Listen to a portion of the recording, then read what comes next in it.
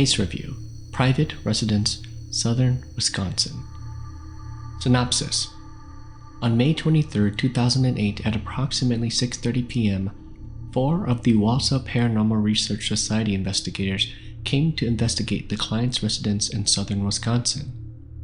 The family reported paranormal activity occurring on a regular basis. The most noticeable incidents have been experienced between 10:30 p.m. and 5 a.m. All family members and a few of their close friends are witness to these events. The client has lived in the residence since September of 2007. The family believes that some of the activity may be from a deceased family member who met an untimely end and may have a message for the family. Here's a list of paranormal activities that were reported. Family members and friends have experienced feelings of being watched by someone or something in different areas of the home. Phantom noises of crashing pots, pans, and knives from the kitchen area are often heard. When the family investigates, there is nothing out of the order. Electrical phenomena, lights, stereo, and television would turn on and off without anyone being near the items. When the couple sleeps, they are suddenly awakened by a strong presence and report the feeling of being watched from the doorway in the master bedroom. The children have reported a black shadow person on the wall in the downstairs family room, the former pool area of the house. One of the children has reported hearing disembodied male voices having a discussion outside of his bedroom window. The content is indiscernible, except for the fact that the male voices can be recognized. A softball-sized orb has been witnessed on the stairwell leading down to the family room from the kitchen to the eldest boy and girl at the residence. The youngest female child in the residence has had lengthy conversations and plays with an unseen female presence on a regular basis that appears to be friendly and protective. The family's 2 dogs refuse to go downstairs via a stairwell located in the family room. Family members have caught movements out of the corner of their eyes as if someone were in the room or walking past the doors. Family members report having been touched or lightly brushed by unseen hands. Small items such as keys, papers, and pictures have been moved from their original spots. At times, the pictures are turned from their original positions and placed face down from inside a locked cabinet.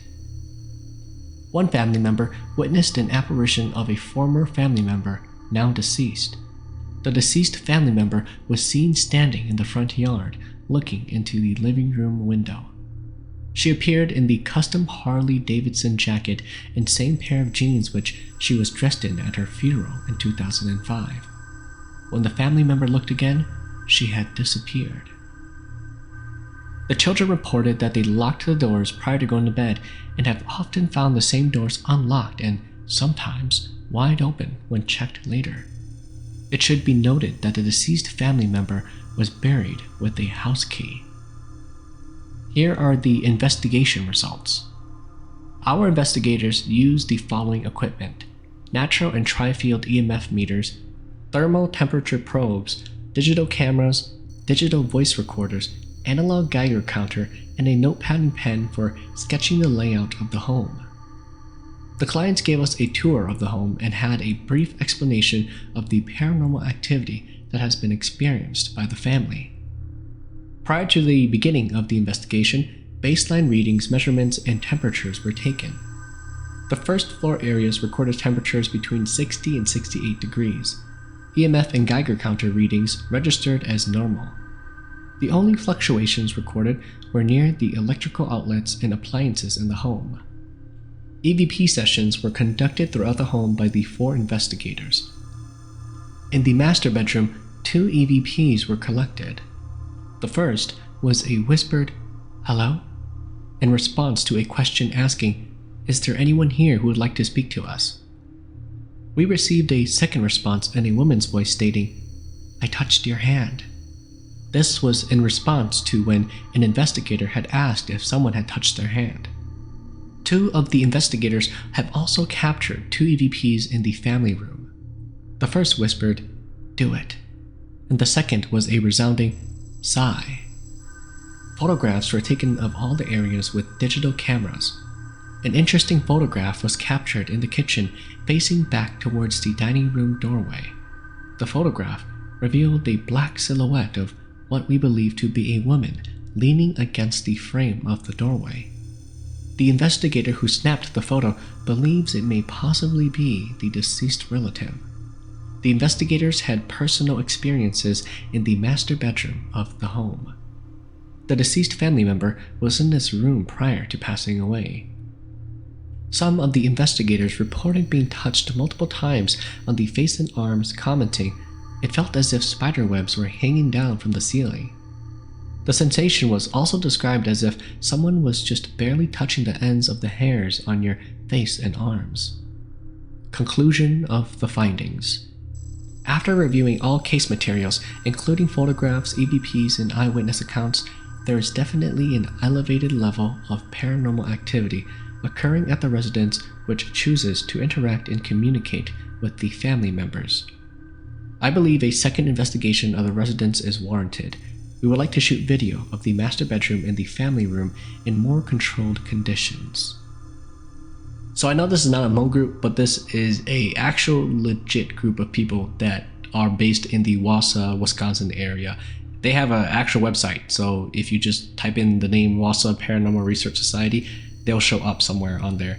But yeah, I really enjoyed reading this one. It's much different compared to the usual stories that I tell you guys, where it's like, oh, I saw something spooky. This one's like well organized and put together. So if you're interested in more stuff like that, please let me know, and I would be happy to read more. Here's the next story.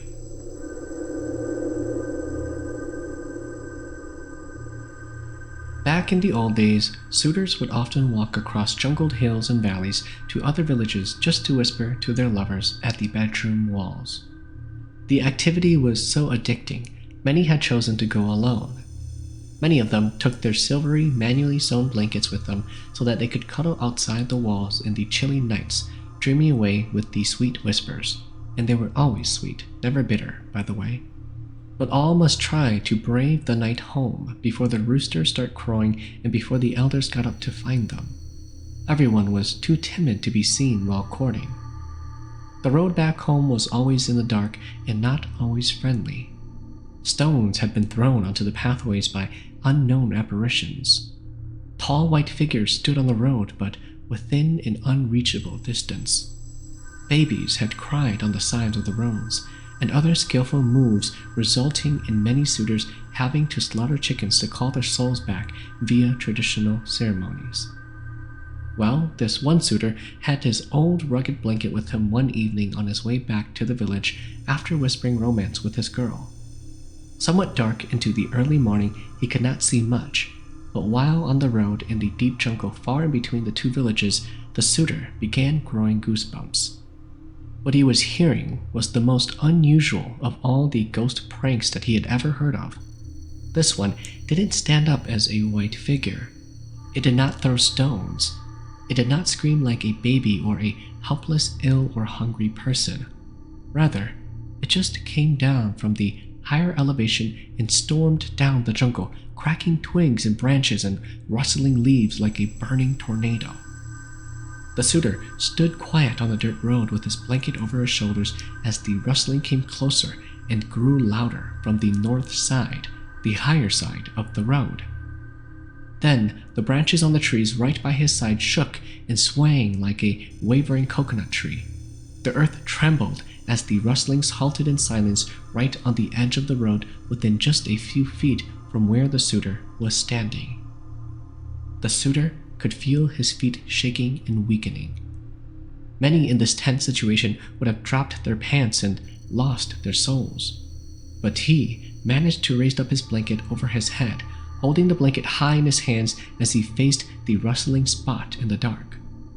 Just then, the turbulent rustlings toned down, whiffing right past the suitor to the south side of the road. The rustlings slowly tapered off down the valley. A few branches vibrated near their tips. It never returned. Comment down below what you guys think it was. Was it a bear or was it a pinyubai?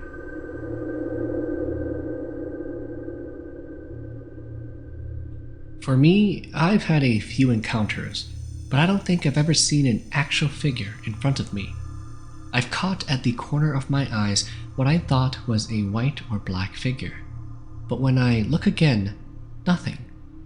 Most of my experiences are more hearing things versus seeing. Here's something weird that's been happening in my left ear ever since spring. Early in the morning and late at night, there's this wind-blowing sound in my left eardrum. This goes on and off for about 30 seconds or so. I know it's not someone doing it because it sounds like it's coming from within my eardrums. Anyways, that's just something with me, but here's the story that I really want to share with you all. Back in 2002, my brother and I moved to Wisconsin to stay with my oldest brother and his family. We moved in a few weeks before Labor Day weekend. Our other family members came up to visit during the Green Bay festivities. Monday, Labor Day, after everyone left, my brother, sister-in-law, her friend, and nephew went to do the laundry. It was about 7 p.m. and they didn't return home yet, so I decided to get dinner started. The sun was setting and it was going to be dark soon. All the blinds in the living room was up with a few windows propped open. Their house is an older one, so the way it's set up is the living room and the dining room are next to each other with no walls separating the two. If you're in the kitchen, you can see straight out to the living room windows. Anyways, I was at the kitchen sink cleaning and prepping a whole chicken I was going to cook for dinner. My back is towards the living/dining room. Out of nowhere, I hear this loud belch coming from an old lady. The sun had already set and it was pitch dark throughout the house except for the TV. I was too consumed with cleaning the darn chicken, I didn't realize how dark it had gotten. There's also no windows in front of the sink either, so that's another reason why I didn't realize the sun was already gone. The kitchen was by now dimly lit, so the belching sound came from within the kitchen and I knew I was the only one home at the time.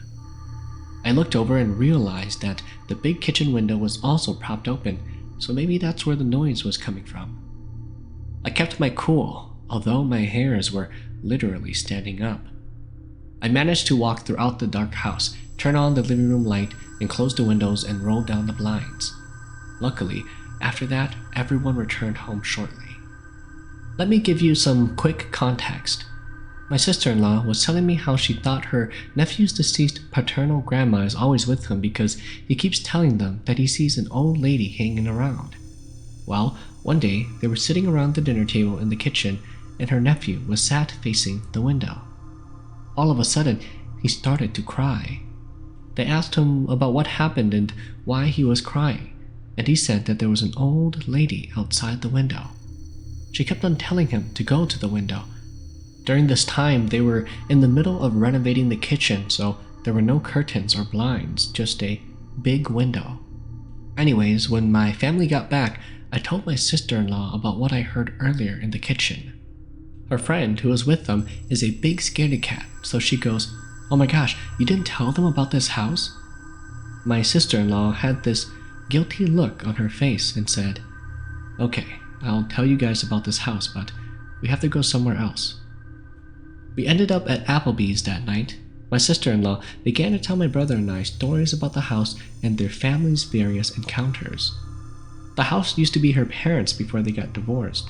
Her dad moved out and it was just her mom and the children living there until she got remarried. After that, my brother and sister-in-law took over the house. Moving on, my sister-in-law's mom has psychic powers. A lot of people go to her to heal them and whatnot. She also has a sixth sense and can communicate with others as well. According to her mom, their house was built when there were still wars going on. In and around their house, there is a total of 5 or 6 Civil War ghosts that will never leave the grounds. There's one behind the garage, and believe it or not, but there's a quadriplegic one in the basement. There's one in the closet of the room that I slept in, one in the attic, and one that was stuck on a big tree next to the house. I don't know if that's where they died, but she says their spirits will be in those certain places forever. They cannot travel or move outside of their boundaries. They have a spare room that's off of the dining room. Before we moved in, they used it as a storage room. That was to be my brother's room, so he had to clean it out. One day, he went down to the basement to put some stuff away. He walked down the stairs with those folding tournament chairs hanging on one arm and life jackets hanging on the other one. As soon as he got down to the bottom of the staircase, a small bouncing ball, like the one in the 25-cent vending machines at the stores, bounced past him. He thought it was odd because he wasn't carrying anything and no balls could have possibly been in the life jackets or the chairs. This was before my sister-in-law told us about the house, so he just shrugged it off. On another occasion, he was sitting on the couch with his back to the front windows watching TV late at night. From their front windows to the sidewalk is just a few feet. Out of the blue, he hears little kids' voices laughing and talking outside, going back and forth, riding bikes. He looked at the clock and it was just about midnight. Again, he shrugged it off because he wasn't sure of anything at the time. After my sister-in-law told us about the house, he thought about it and everything started to kind of make sense because he thought he was just going crazy for a minute. Right before I decided to move back home, my cousin and her husband came to visit me from Madison. I believe her husband didn't know that the house was haunted. He was going to stay at the house while we went to the mall to shop and spend time together. He ended up going with us, and when he put on his shoes, he noticed that there were scratches on one side of his suede shoes. Her husband thought we were playing a joke on him, so he asked us why did we scratch his shoes, because they were perfectly fine when they got to the house. This kind of creeped him out a little bit. Here are some more short, various incidents that happened around the house. It's not scary, but it would make your hair rise. One time, my sister-in-law's mom and one of her sisters got into a big argument. The mom started to cry, but it was more like a funeral kind of cry. As they all went outside to see where her sister took off, they heard from the tree, the one that the Civil War ghost was tethered to, they heard a voice mocking the mom. After that, they all ran inside and waited for the sister to return. I moved back home and we went to Wisconsin to visit my older brother for his college graduation. I still had the house key, so we let ourselves in. We ordered pizza because my nieces and nephews were hungry. When the delivery guy got there, my niece went to open the door and pay for the pizza. Only the door was already cracked open. She asked the pizza guy if he opened the door and he said that someone opened the door, but then it stopped and then she came to open the door. She asked us who was the last one to come in and I told her that I was, but I locked the door and no one back outside until the pizza guy showed up. Remember that spare bedroom off the dining room that I mentioned earlier? One night, my sister-in-law's cousin and his family came to visit. They have a 2-year-old and one that's a few months old. My sister-in-law and her cousin's wife were in the kitchen talking. My brother and the cousin were in the living room watching some gory horror movie. Their 2-year-old daughter and I were in the dining room playing. She kept turning to the TV and asked, "What's that? What's that?" I told her that it was a meow and to not watch. We continue playing with a tennis ball and she goes to stand by the door, going into the spare room with her back facing it. After a few minutes, she makes this surprised face and I asked her what was wrong. She points into the room and says, "Meow, meow in there." I got spooked myself, so I tried to play it off and told her that it was just my nephew's, stuffed animal and stuff in there. Everyone who has ever slept in that room has their own story to share, especially the drunks who end up crashing in there. My sister-in-law's dad is one of those people who had a blood promise with their girlfriend back in the days. Whenever he's sick, he'll hear her and see her. One time, he got really sick and kept hallucinating. One of the daughters was getting tired of her dad hallucinating, so she starts cussing out the spirit and yelling at it. Suddenly, the TV was turned off, but right then it turned back on really quick and they could see what looked like a white shadow of a lady reflected on the TV. The daughter kept quiet after that. My nephew gets out of school 30 minutes before my brother does, and they would just leave the house unlocked so that he could get inside the home. One day, he got home and heard a little kid crying upstairs. Knowing that no one was home, he went to see who it could be. He checked the spare room upstairs and saw a little girl with messy hair crying, but she had her back towards him so he couldn't see her face. My nephew got scared and came back downstairs to wait until my brother got home. He never did tell my brother or his wife, but he told his auntie. We later asked him about it and he said that it was true, but he knew that something was not right about it and the little girl didn't seem real. That's why he didn't want to say anything, because to his parents they wouldn't believe him. Okay, so all the years that this has been going on in their house, they've never told my parents or any of us. The spring after we moved in, we came to visit my parents. My sister-in-law finally told my parents about what's been going on in the house for the past few years. My parents wanted to go up to Oitanenkotje. The whole weekend, we kept talking and sharing our experiences about the house. The night before we left was when we started hearing cats outside of our very home. It was a Sunday night and all of us were packing to come back home. Family members who came to say their goodbyes were leaving to go home. My dad and my brother were asleep already, and my nephew and my sister-in-law's sister was in the room laying on the bed talking and playing around. I was in the dining room packing some stuff when I heard this loud, non-stop meowing going back and forth between what sounded like two cats. It sounded like it was coming from the sliding doors next to me, which led to the deck outside. But then I took a look into my room and I could see my nephew and his auntie playing around on the bed, laughing and having fun, so I thought that it was just them messing around. This went on for 2 or 3 more times and I didn't say anything to anyone. A few minutes later, my sister-in-law was in the dining room table packing her stuff as well. She hears the same cat noise and says to me that, "Is it just me or am I hearing cats meowing from outside? Do you hear it?" I told her that I heard it earlier but didn't want to say anything. Our backyard is totally fenced up in those high wood fences, so there's no way cats could have gotten inside the yard. Also, none of our neighbors have any cats. We were spooked out and decided to call it a night, the 4 of us in my room now fixing the beds and whatnot. As we were putting the blankets together, out of nowhere, we heard this creepy, loud meowing right outside of my window as if the cats were in heat.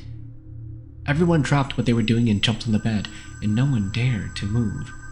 My window is on the side of the house, so now we couldn't figure out how the freaky cats got out from the fenced-in backyard to the side of the house. Finally, my sister-in-law goes, "Okay, you guys, let's all get up and move the 2 beds together and we'll all just sleep together so we won't be scared." After that, we gathered enough courage to get up and move the beds together and called it a night. Nobody wanted to sleep by those windows. When we got back to Wisconsin, my sister-in-law told her mom about our experiences that night. Her mom told her that when we went to visit my parents, 1 or 2 of the spirits followed us. When we heard those cats outside, it was them letting us know of their presence and they didn't like us talking about them. I told her mom to tell them that we'll stop talking about them if they stop coming around and making their presence known. Needless to say, we didn't hear any of the spirits for a few months. And that's the story of when we moved to Wisconsin.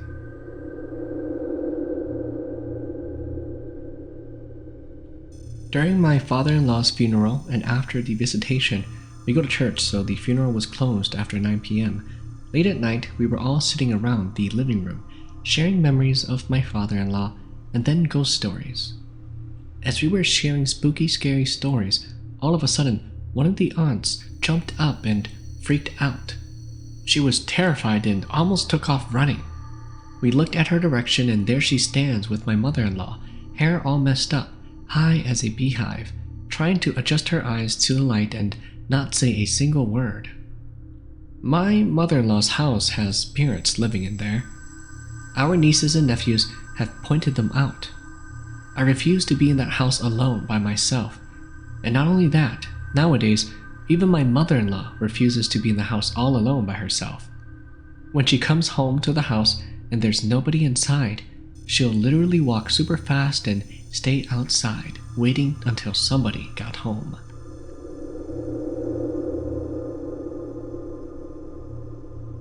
I have a story to tell. It was a year ago. I dreamt that I was in the wilderness, picture Hmong villages in Thailand. I don't know where I was standing exactly, but I saw these two Hmong men in slacks, white collared shirt, and Hmong sandals walking down a dirt path. Behind them was the jungle foliage, and there was a brown picket fence. The two men were walking towards me. They were each holding a piece of paper rolled up, and for some reason I wasn't scared of them. Around me was a Hmong man playing with a little child, with chickens running around. Then, suddenly, I was in a straw hut. They came up to me, and one of them, holding the paper, said to me, "We've come to get you. You have to come with us." I asked, "Why?" He said, "You have to come, but don't be scared.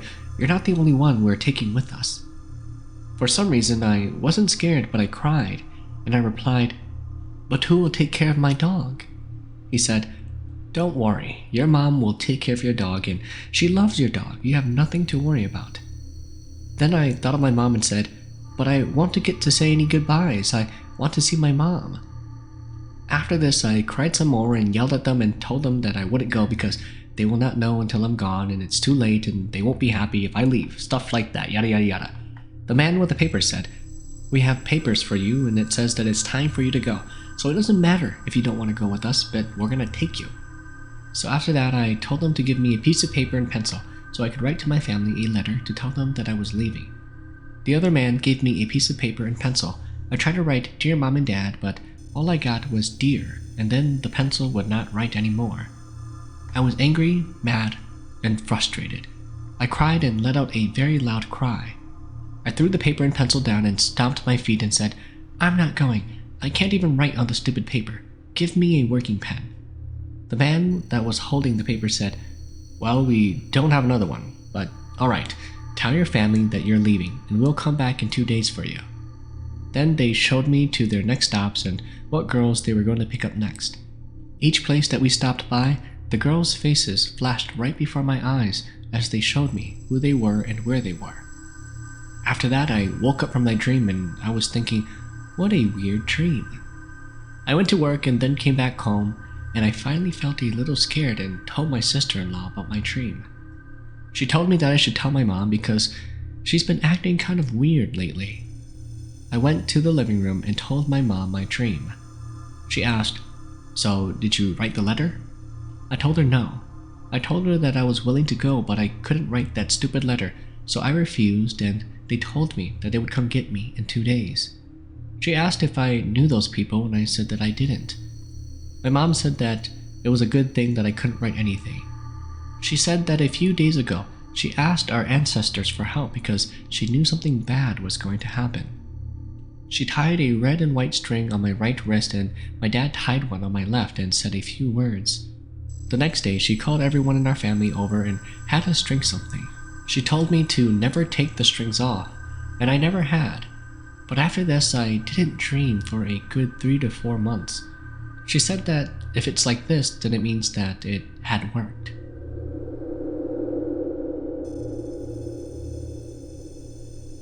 My niece's husband has a cousin that moved out of town to so-called find a job. He doesn't listen to his parents and is always partying. One early morning, this cousin woke up to find 2 old ladies dressed in Hmong clothes standing at the foot of his bed. They asked him if he's afraid of them. He didn't respond but put the blanket over his head. A few seconds passed and the 2 ghosts were gone. He then went and grabbed one of his buddies that know the shaman to figure out why these 2 ghosts came to visit him. The shaman buddy was able to go into his trance and follow their tracks. He went all the way to Laos in Thailand and found the 2 spirits. He asked them why did they visit the cousin, and they responded that it was because he didn't listen to his parents. His father burned some papers and incense for them to come and scare his own son so that he'll listen to them. This sure scared the heck out of the cousin, but nowadays he still parties around, so We'll see if he gets another visit again.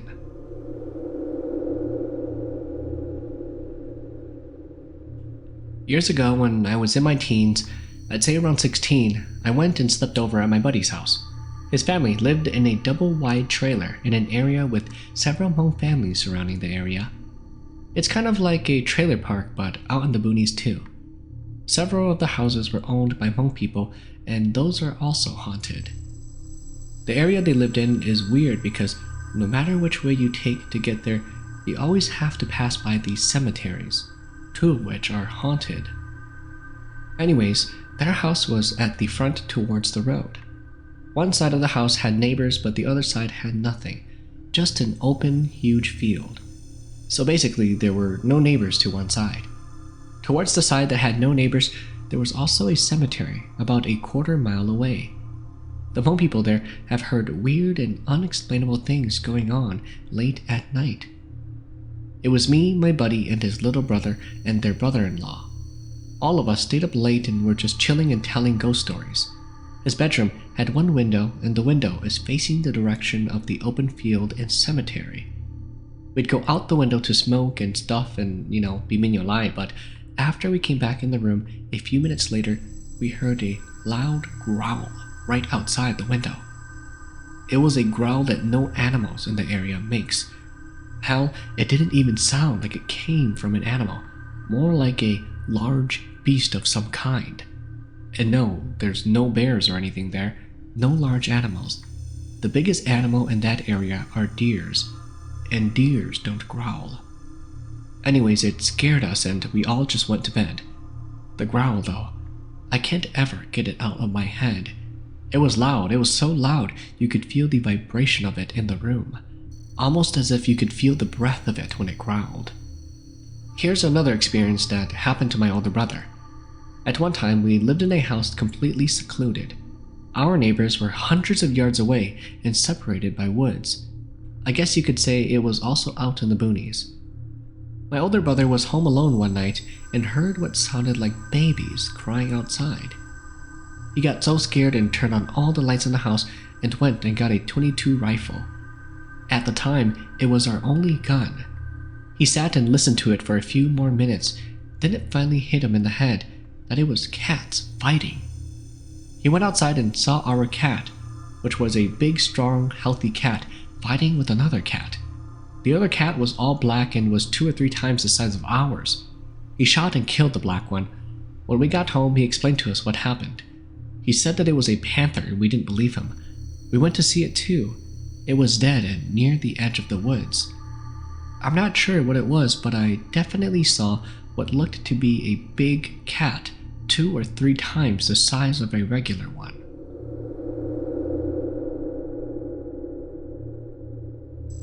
I have a young friend who's a shaman. This past weekend, he had to do a jingle bell for these Hmong people. Their father had taken his own life in the pool of their house. What happened was that when the older brother pulled their dad from the pool, he was already blue. Their father's face scared 2 of the younger sons when they came out to help their dad. Because of this, the 2 younger sons' spirits followed their father. That's why they wanted our friend to do an emergency jingle bell for both of the brothers' souls. The friend told us that the house was just so creepy and cold that night, and the 2 brothers that had lost their souls were acting all weird and strange. He also told us that the dad's spirit still lingers around in the house. This is because people who take their own life, their spirit will always wander until they can get someone to replace them. While my friend was doing his jingle bell, the dad's spirit was in the room just staring at him. He told the older brother that the 2 sons cannot attend the father's funeral, which was happening during that weekend, and if they don't do something, like offer to kill a pig in replace of the souls, then eventually the 2 sons will die. So, the next morning, they were able to kill a small pig and offer it to their dad to let go of the 2 sons and their spirits.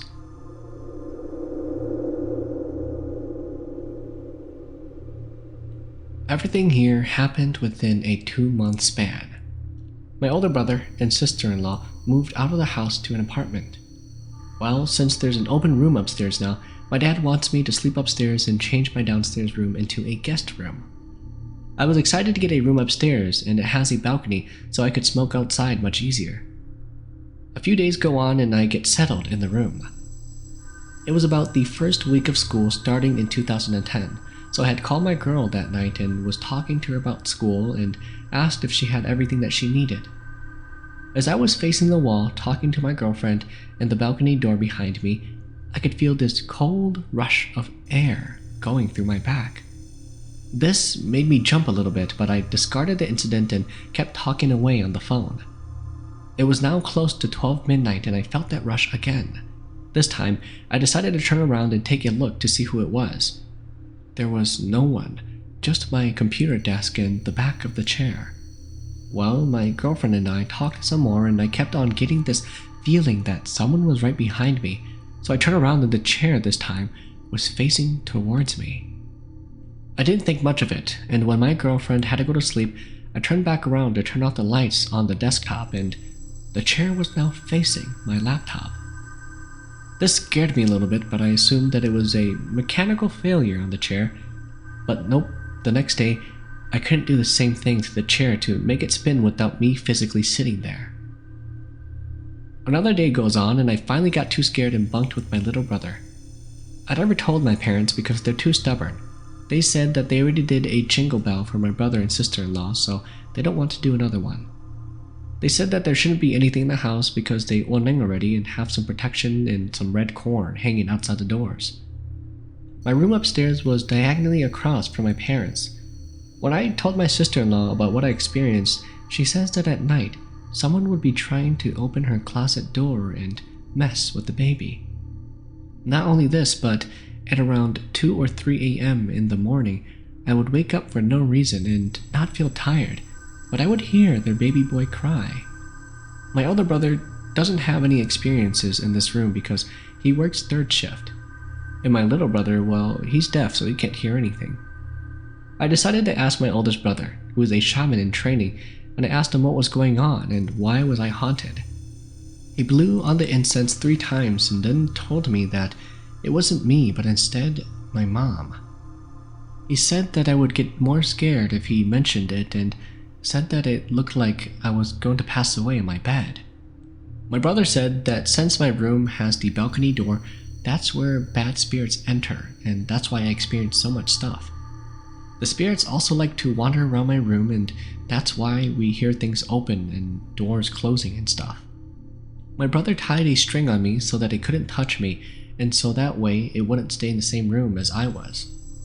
He also said that he could do something about it, but since my parents don't really believe in shamanism, this was the most that he could do. He also said that when you know it's there, to yell at it and say that you're not the one that it wants.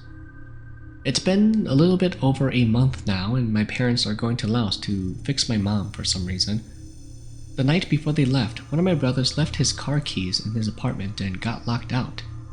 This happened around 2:30ish in the morning, so he called my dad to come pick him up.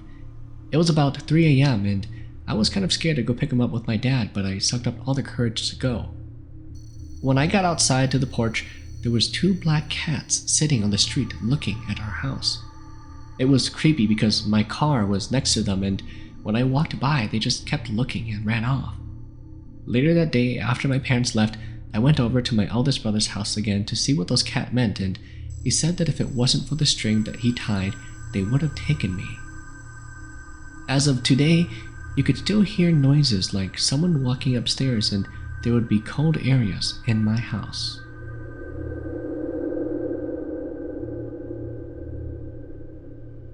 In the early 2000s, one of my uncles had his giant German Shepherd tied up on a big tree inside a fenced cage in his front yard. One morning, my aunt was leaving for work and noticed that their dog was swinging on their kid's swing located on the left side of their house. She thought it was strange, but didn't think much of it and hurried off to work. She called my uncle to tie up the dog, that maybe it had gotten loose somehow. My uncle went outside to check, and there was a dog just tied up to the tree. After this, it happened again a few weeks later. This time, my aunt got a little bit of a goosebump and chills down her body. She went to go and wake up my uncle to go and put the dog back in its cage. The dog was actually swinging like a person would, pulling back to go higher and higher and leaning forward when it's falling backward. They didn't tell anyone about the weird occasions until other strange things started to happen. After this, they decided to call a shaman to come and investigate. It turns out that their yard is haunted, not their house, and that the dog they saw that was swinging is not actually their dog, but it was something that would transform into it and hide their dog. My uncle didn't understand why his dog couldn't do anything or why those ghosts weren't scared of it. The shaman said that the ghost and demon are only afraid of dogs with eye dots on top of each eye, like the Doberman. The last time I was at his house, he had about 10 little mini pinschers. These are the tiny little dogs that are black and brown. It's a crazy world that we're living in.